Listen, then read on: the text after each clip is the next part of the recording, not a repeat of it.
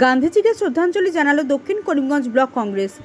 আজ সারা দেশ জুড়ে জাতির পিতা মহাত্মা গান্ধীর জন্মজয়ন্তী শ্রদ্ধার সঙ্গে পালন করা হয়। এআইসিসি নির্দেশে আজ প্রদেশ কংগ্রেস প্রতিটি মণ্ডল এবং বুথ কমিটিতে গান্ধী জয়ন্তী পালন করা হয়। দক্ষিণ করিমগঞ্জ মণ্ডল কংগ্রেসের উদ্যোগে আজ গান্ধী জয়ন্তী উপলক্ষে এক সভা অনুষ্ঠিত হয়।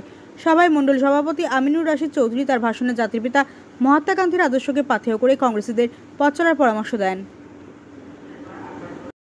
বন্ধুগণ, আজকে জাতির জনক মহাত্মা গান্ধীর 155তম জন্মতিথিতে আমরা আজকে শ্রদ্ধার সঙ্গে ওনাকে স্মরণ করি এবং জাতির জনক মহাত্মা গান্ধী যখন জীবিত ছিলেন ভারতবর্ষের সর্বধর্ম সবাইকে নিয়ে চলার যে নীতি দিয়ে অহিংসা ধর্ম নিয়ে তিনি যেভাবে দেশকে গড়ার চেষ্টা করেছিলেন, আজকে আমরা বাস্তবে সেটা উপলব্ধি হচ্ছে যে জাতির জনক মহাত্মা গান্ধী আজ আমাদের মধ্যে নেই।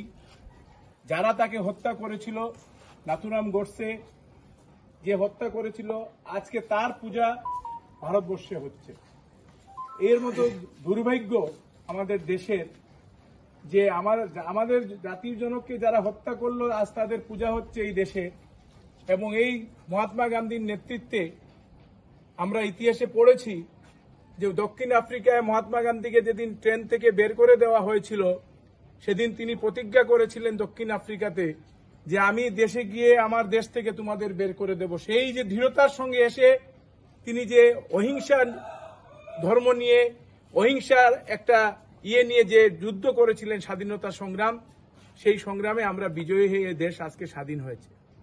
আজকে এই শ্রদ্ধার সঙ্গে এই মহাপুরুষকে আমরা শ্রদ্ধার সঙ্গে স্মরণ করি এবং গান্ধীজির যে নীতি অহিংসা, সেই অহিংসা নীতিকে আমরা আবার আরেকবার দেশে জাগ্রত করতে হবে এবং দেশে আমরা সবাই একত্রিত হয়ে এই দেশে শান্তি শৃঙ্খলা, যেটা গান্ধীজি চেয়েছিলেন, সব ধর্ম মিলে একটা শান্তির দেশ হোক ভারতবর্ষ, আমরাও সেটা কামনা করি এবং আগামী দিনে উনার দেখার যে রাস্তায় উনি ভারতবর্ষকে স্বাধীনতার এনে দিয়েছিলেন, সেই রাস্তাকে আমরা অনুসরণ করব।